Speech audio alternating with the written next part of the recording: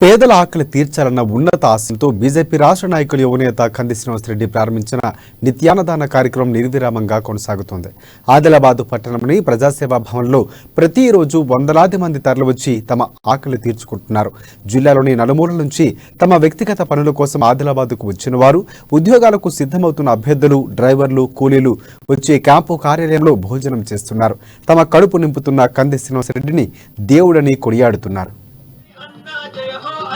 జనమంతా నీ వెంటే అన్నా రోషం చూపించి గెలిపిస్తా ఆదిలాబాదు నడిబొడ్డున కమలం జెండా ఎగరాలో